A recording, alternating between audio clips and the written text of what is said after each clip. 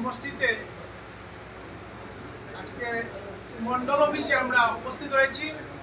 আমাদের মধ্যে উপস্থিত আছেন আমাদের আসাম রাজ্য মন্ত্রী কৃষ্ণেন্দু পাল মহাশয়।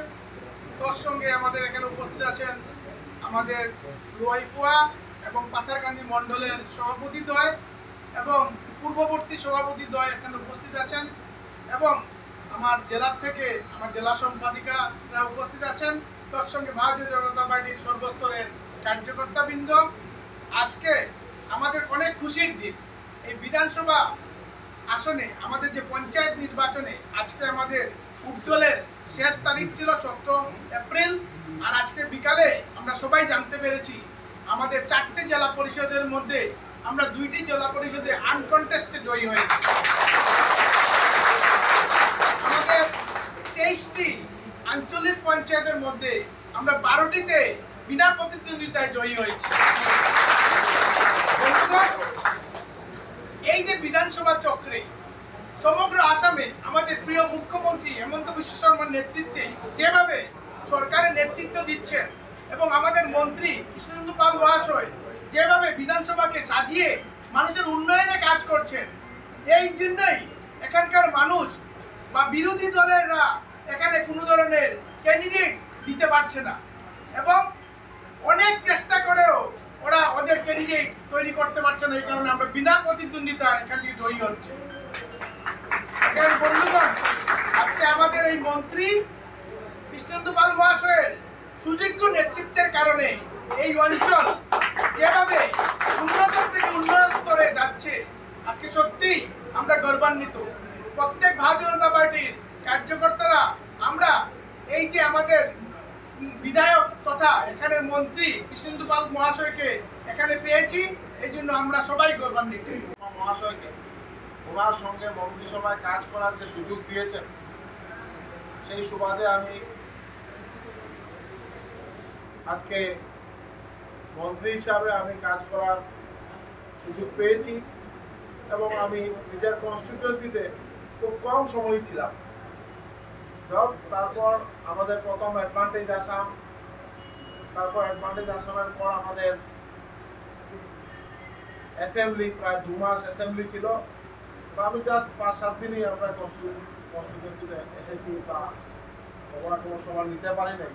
তার মধ্যেও আমাদের মন্ডলের বা বরিষ্ঠ কার্যকর্তারা যেভাবে প্রত্যেক এলাকায় সুন্দরভাবে চয়ন করে প্রার্থীদেরকে নির্বাচিত করেছেন এবং আমি উপলব্ধি এটাই করলাম যে ওনাদের বিরুদ্ধে কংগ্রেস বা কোনো বিরোধী দল প্রার্থী দিতে পারে।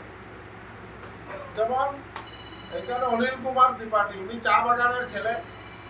চা বাগান এলাকায় এই জেলা পরিষদ, চানকিরা জেলা পরিষদ, এই চানকিরা জেলা পরিষদে কংগ্রেস প্রথম যে প্রার্থীকে ঠিক করেছিল, ওই প্রার্থী রাজি হয়নি। ওই প্রার্থীকে গিয়ে দেখলাম মন্ডল বিজেপি অফিসে বসা। তারপর তৈরি করে আরেকজনকে ঠিক করে নমিনেশন দিয়েছে এবং নমিনেশন দেওয়ার মধ্যেই বোঝা যাচ্ছে যে এই প্রার্থীর ইচ্ছা নেই নির্বাচনে বিজেপির বিরুদ্ধে খেলার। বা লোহাইপুয়া জেলা পরিষদ, এখানের মধ্যে যে প্রার্থী ওনারা নির্বাচিত করে আমাদের ভারতীয় জনতা পার্টির স্বপন দাসের বিরুদ্ধে ক্যান্ডিডেট দিয়েছিলেন, ওই প্রার্থীও উনি রিটায়ার্ড টিচার, সম্মানী ব্যক্তি এবং উনি যে জিপি এই 70 বছর কংগ্রেসের যে অপশাসন শোষণ উনি দেখেছেন।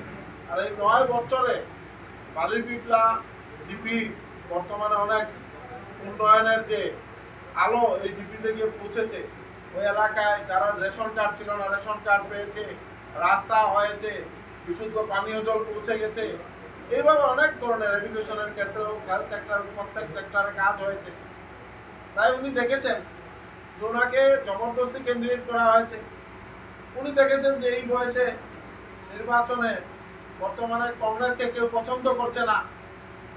উনি সকালবেলা এসে মনোনয়ন উঠে করে দিয়েছে। তাই স্বপন দাসও বিনা প্রতিদ্বন্দ্বিতা নির্বাচিত হয়েছে। আঞ্চলিক পঞ্চায়েত সদস্য আমাদের পাথারকান্দি কনস্টিটিউয়েন্সিতে টোটাল 23টা আঞ্চলিক পঞ্চায়েত আছে। তার মধ্যে 12 জন কংগ্রেস প্রার্থী দিতে পারে। বিরোধী দল প্রার্থী দিতে পারে। এখনো অনেক জায়গায় চেষ্টা করছেন যাতে কিভাবে উইথড্র করা যায়। আমাকে শিবুদা একটা বললেন যে আরেকটা উইথড্র হবে, বলে এখন সময় চলে গেছে আর আমরা আইন মেনে চলতে হবে, আইনের বাইরে কেউ নয়। যেহেতু সময় চলে গেছে এইসব আর আমরা এতে নাই। যদি এই প্রার্থী প্রতিদ্বন্দ্বিতা করতে না চায় বলুন যে বিজেপির প্রার্থীর হয়ে প্রচার করুন। তো এই নির্বাচনের আগেই পাতারকান্দিতে এই বিশাল জয়, এটাই আমরা বুঝতে পারলাম যে আমাদের মাননীয় মুখ্যমন্ত্রী ডক্টর হিমন্ত বিশ্ব শর্মা মহাশয় যেভাবে প্রত্যেক জাতি জনগোষ্ঠীর প্রত্যেক এলাকার, চা জনগোষ্ঠী হোক, ট্রাইবেল এরিয়া হোক, বস্তি এলাকা হোক, প্রত্যেক জাতির জন্য যেভাবে কাজ করে যাচ্ছেন, এইটার প্রতিফলন এই নির্বাচনে আমরা উপলব্ধি করি।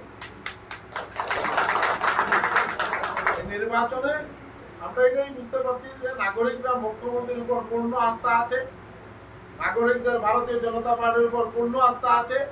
তাই অন্যান্য কোন পার্টিকে আর পছন্দ করছেন, ওনাদের সাহস নাই এখানে নির্বাচনে প্রতিদ্বন্দ্বিতা করে। যার দরুন আপনারা দেখবেন বাকি যারা রয়ে গেছেন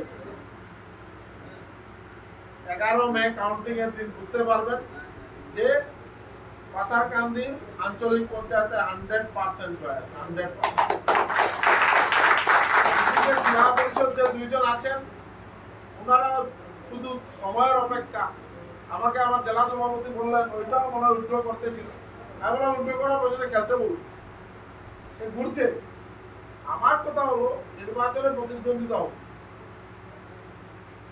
এটা একটা গণতান্ত্রিক উৎসব। হ্যাঁ, তার মধ্যে আমাদের এখানে নমস্কার, যেগুলা জেলা পরিষদে বাকি যে দুইটা আছে আপনারা সবাই এখানে যাবেন, কাজ করবেন। বিশেষত বুরুঙ্গা জিপি আপনারা যারা আছেন সবাই একটু কাজ করবেন, কলকলিকার জিপিতে কাজ করতে হবে সবাই মিলে, যাতে সবাই জয়লাভ করে।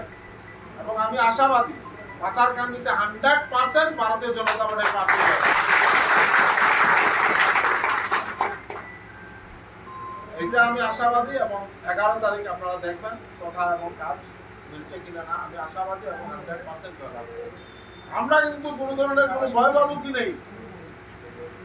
যারা উইথড্র করেছেন ওনাদেরকেও জিজ্ঞেস করবেন, উইথড্র করে ওনার সঙ্গে কুলাকুলি করছে এইভাবে, মানে চাইছে না যাতে আর প্রতিদ্বন্দ্বিতা করে আর নিজে ইয়ে করার। যার দরুন আজকে আমরা এই নির্বাচনের আগেই আমরা আনন্দ অনেকে বিজয় উৎসব আমরা পালন করছি। তো সবাইকে আবার সকলকে ৰঙালী বিহু আৰু অসমীয়া নৱবৰ্ষৰ বঙালী নৱবৰ্ষৰ আন্তৰিক প্ৰীতি শুভেচ্ছা অভিনন্দন। আর বিশেষকে আজি 17 তারিখ উইথড্রর লাস্ট ডেট। আর আমার পাথারকান্দি কনস্টিটুয়েন্সিত আজি আমার 2জন জিলা পরিষদ, 60 জনের মধ্যে 2জন জিলা পরিষদ আনকন্টেস্টেড নির্বাচিত হয়েছে। চানকিরা জিলা পরিষদ যেটা টি গার্ডেন বেস, আর আমার লোয়ারপুর জিলা পরিষদ ইয়াত চানকিরা জিলা পরিষদ অনিল কুমার ত্রিপাঠী আনকন্টেস্ট নির্বাচিত হয়েছে। আমার স্বপন দাস লোয়ারপুর জিলা পরিষদ আনকন্টেস্ট নির্বাচিত হয়েছে।